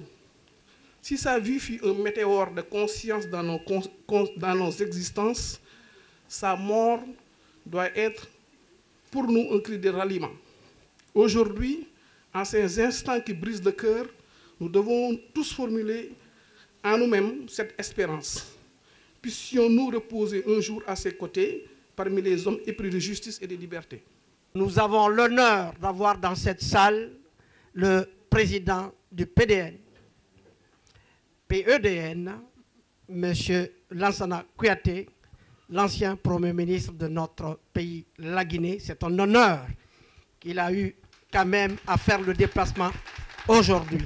Donc il va s'exprimer, il va prendre la parole, il va s'exprimer et après, naturellement, on va partager un repas ensemble. Mais la journée va continuer tout à l'heure après qu'on ait partagé le repas. Merci. Monsieur le Premier ministre, à vous, s'il vous plaît. À Madame Yacine Diakité, aux enfants de Monsieur Diakité, à ses nombreux amis du monde associatif qui sont là, au parti de l'espoir pour le développement national, voici, en 2 mots, mon témoignage sur Bakary Diakité. Au nom de mon épouse, au nom de mon parti, notamment du bureau fédéral de France et du bureau exécutif, je voudrais encore une fois vous présenter les condoléances les plus sincères et les plus profondes. Je ne prononcerai pas de discours pour sauver le temps. Je formule simplement un vœu que tout ce qui a été dit ici par les uns et les autres pour servir les générations futures soit compilé dans un document et le PDN est prêt à apporter sa part de contribution pour que, n'est-ce pas, ce manuscrit cet écrit soit fait et que ça soit imprimé. C'est la seule façon de garder pour l'éternité ceux qui auront envie de suivre sa trace. Je le formule, j'aurais pu prononcer un discours de 2 heures, de 3 heures sur les qualités de cet homme, sur comment je l'ai connu, sur comment il est venu au parti, sur ce qu'il a fait, que ça ne suffirait pas. Il a plus donné au monde associatif qu'au monde politique en réalité, parce que c'est la seule chose qui vaille. Mais je vous prie de me croire, ce n'est pas parce que je veux l'idéaliser dans l'émotion de sa mort, au-delà de ce qu'il fut dans la vie. Je veux simplement dire qu'il était homme. Homme plein, c'est-à-dire les qualités très grandes, des défauts aussi, qui n'en a pas. Celui qui n'en a pas est Dieu. Or, Dieu, on ne le voit pas. Je voudrais vous dire merci d'être venu. J'enverrai un texte, soit à Madame Diakité, soit à notre frère Makanera. Si jamais la décision est prise de compiler ces discours témoignages, n'hésitez pas à me contacter. Ainsi, tous les discours seront rassemblés comme témoignage de la vie d'un homme qui aura fait pour son pays, pour l'Afrique et, je dirais, pour le monde entier, pour l'humanité. Il est mort il a laissé la vie à certains. Il a été contrarié, il a donné la joie à d'autres. Tout ce qu'est Bakary, tout ce qu'il a subi probablement dans sa vie, il n'a pas voulu que d'autres les vivent. En cela se résume sa vie. Dans nos sociétés millénaires, les temps de parole pour un mort, même les condoléances, c'était bref.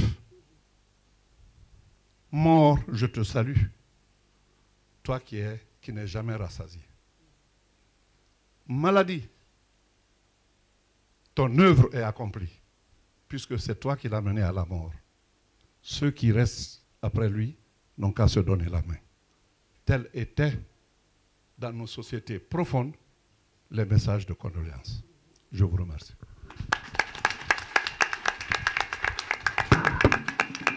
Merci, Monsieur le Premier ministre. Vous devez savoir qu'il y a un livre d'or qui est ouvert à cet effet. Et nous souhaitons quand même que ce livre d'or soit signé par chacun de vous ici, avant qu'on ne se sépare. Nous sommes là pour Bakary. On n'en finira pas de parler de Bakary. Il a fait beaucoup de choses sur le plan humanitaire. C'est pour cette raison que nous avons marqué sur le calicot que c'était un humaniste fait. C'est quelqu'un qui a beaucoup fait pour l'ensemble de notre communauté, pour la Guinée, pour l'Elouma, pour Sigri, pour la Guinée dans son entièreté. Et donc c'est quelqu'un que nous n'arrêterons pas à commémorer, en tout cas commémorer sa disparition. Voilà, donc... Mon petit discours, c'est que je vais maintenant vous livrer. L'idée de créer Badenya, c'est une idée qui germait en moi depuis 1960. Je ne pouvais en parler à personne parce qu'à l'époque, mes compatriotes étaient tous motivés par la politique. Et lorsque j'ai rencontré Bakary, pour la première fois depuis tant d'années, il m'a tout inspiré confiance. Et à l'époque, Bakary ne m'a pas l'impression de s'intéresser à la politique. Et lorsque j'ai vu qu'on peut créer Badenya, il a été le premier frère de Sigri à qui j'ai téléphoné pour lui demander de me rencontrer rapidement. Et quand il est venu à mon appel, je lui ai dit, Bakary, voilà, depuis que je suis en France, je ne me suis pas mêlé de la politique. Mais j'ai une idée en tête, c'est de créer une association d'entraide sociale qui permette à tous les frères de Sigri de se rencontrer, de se parler et de se connaître. Et aussi que l'association Badenya constitue une structure d'accueil pour ceux qui viennent en France. Cette idée m'a toujours germé, m'a toujours animé, et si tu peux m'aider à la réaliser, évidemment avec le concours d'autres frères de Sigri, bien entendu. Et tout de suite, Bakary m'a répondu positivement. Il m'a dit, Bin, je suis à 100% d'accord avec toi, on va créer Badenya. Moyennant quoi, j'ai fait appel à d'autres et nous avons créé Badenya dans les conditions vraiment honorables. Parce que j'ai vu que tous les frères, comme s'ils attendaient tous cette idée. Et moi, j'étais très heureux. Badenya a vu le jour le 24 novembre 1986. Je voulais aussi, avant de finir, terminer un petit mot sur Yacine. Pendant tout ce parcours, j'ai admiré la discrétion, la disponibilité et le courage de Yacine qui a tenu à accompagner notre frère, son époux, dans tous ses faits et gestes. Bakary était un garçon estimable, adorable, mais qu'il fallait un tout petit peu canaliser. Et Yacine n'a pas manqué à son devoir d'épouse digne et respectable. Voilà ce que je voulais ajouter, avec l'amour des enfants, et que les enfants aussi soient exactement comme leurs parents, et que j'ai dit, aux enfants de ne jamais transgresser les décisions de leur maman, d'aller toujours à son écoute et de faire ce que leur maman leur dit. Il dit, c'est le prix à payer s'ils veulent avancer dans la vie. Voilà ce que j'ai dit. Je prends l'exemple sur moi-même. après Dieu, c'est les parents. C'est le conseil que j'ai donné à mes 3 neveux, à Père, à Ali et à Suleiman. Voilà ce que j'ai voulu ajouter. Merci encore. Bonsoir, je suis Issa Diakité, le fils du docteur Bakary Diakité, et là je vais vous lire un texte du docteur Diakité en hommage pour lui, qui s'appelle La voie du juste milieu ou l'arbre à palabres pour soulager la Guinée. La vertu se situe à égale distance des extrêmes, chaque extrême étant un vice. Aristote. Nous connaissons tous le concept de l'arbre à palabres en Afrique noire. C'est l'endroit du village où les notables et les sages se retrouvent pour débattre des questions difficiles et des conflits entre différents protagonistes. C'est bien lors de ces palabres que les populations se concertent, dialoguent, trouvent le consensus, la sérénité et la paix pour tous les habitants. C'est cela la voie du juste milieu dans sa version africaine. Comme dit ce proverbe wolof, il n'y a pas de gens qui n'arrivent pas à s'entendre, il n'y a que des gens qui ne dialoguent pas. La voie du juste milieu, c'est la voie de Bouddha qui transcende et harmonise les contradictions. Elle refuse les extrêmes et l'intolérance. C'est la voie du ni-ni. Par exemple, en matière spirituelle, le Bouddha dit ni ascétisme ni luxure. En matière politique, ni droite ni gauche. En matière ethnique, ni malinqué, ni peul, ni forestier, ni soussou. Cette voie n'est ni la négation, ni l'amalgame des contraires, mais c'est leur transcendance. Chers frères, sœurs et amis, de vous être réunis ce jour pour, à l'occasion de la cérémonie d'hommage pour mon père, le docteur Bakary Diakité. Donc, en ce qui me concerne, je voulais juste apporter un témoignage, puisque effectivement, tout le monde a parlé de manière assez exhaustive et de manière très émouvante du parcours de mon père. Et je tenais à tout prix à apporter mon témoignage concernant son parcours associatif et particulièrement la dernière association qu'il a menée, c'est-à-dire l'association Orguiné. Donc cette association est venue, comme très souvent concernant mon père, d'une indignation et d'une volonté de servir au mieux la communauté. Donc cette indignation, elle a fait suite à l'insurrection de 2007 où la jeunesse s'était soulevée contre le régime de Lansana Conté et avait subi une répression assez sanglante qui avait plongé le pays dans le deuil.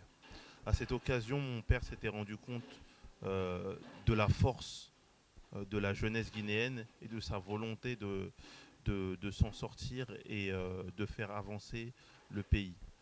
Donc, suite à cette expérience-là, mon père avait décidé de se réunir avec les forces vives, avec les partis politiques guinéens, les frères des différents partis, afin de créer une association, loi 1901, qui soit apolitique et qui soit à la fois libérée de toute contrainte ethnique, politique, humanitaire, et vraiment tourné dans l'objectif de la citoyenneté guinéenne. Donc cet objectif-là, il a été porté par l'association Orguiné, qui a été créée en 2008. Donc Orguiné qui signifie Alliance pour l'unité et le renouveau pour la Guinée.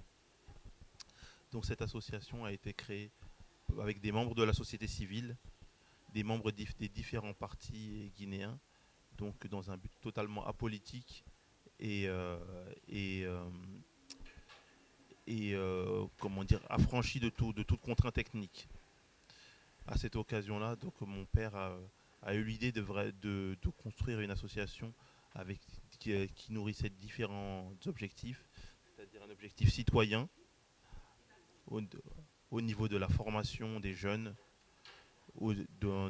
mais également dans la création d'emplois, puisque l'association a contribué à créer des emplois, notamment dans la distribution d'eau, puisque nous avons financé l'achat de mototaxis pour distribuer l'eau en Guinée, notamment et surtout dans la préfecture de Siguiri, d'où était originaire mon père, mais également des projets environnementaux comme l'assainissement des berges du Niger mais également des projets à but plus caritatif comme la marmite du cœur, qui avait pour but de distribuer des repas aux nécessiteux. Donc toutes ces associations-là, c'était un peu l'idéal que nourrissait mon père. Au-delà de toutes les expériences qu'il a eues, c'était vraiment d'avoir une association qui s'affranchissait de tout clivage, c'est-à-dire et que tout le monde, à laquelle tout le monde pouvait participer, puisque on n'a pas besoin de compétences particulières comme on pouvait l'avoir au niveau de la MIMA, pas de compétences médicales, pas d'appartenance politique et pas d'appartenance ethnique. C'était vraiment ça l'objectif auquel voulait tendre mon père. Et au niveau d'Orguiné, son souhait le plus important, c'était de faire en sorte que la jeunesse guinéenne et la jeunesse française et les amis de la Guinée se tiennent la main pour tendre vers cet idéal-là. Donc aujourd'hui, je pense que les perspectives au niveau de son œuvre, ce serait de poursuivre dans cette lignée-là, donc avec une œuvre qui soit vraiment tournée vers les populations, comme lui l'a toujours voulu, et dans le but vraiment de transcender tous les clivages, quels qu'ils soient, ethniques, politiques ou professionnels ou de classe d'âge. Donc voilà, c'est vraiment la volonté que je souhaite porter, et je pense que je ne trahis la parole de personne en disant cela, et j'espère sincèrement que tous les témoignages qui ont été apportés aujourd'hui nous inspireront pour continuer dans cette voie. En tout cas, je vous remercie tous pour votre attention, et j'espère à très bientôt. Bonsoir mes chers frères et sœurs, je m'appelle Binta, j'ai 10 ans, et du peu que je sache de Bakary Diakité, je sais déjà qu'il avait un grand cœur, un très grand cœur. C'était un bon homme, un bon homme, et à ce que je sais de lui, il est gentil.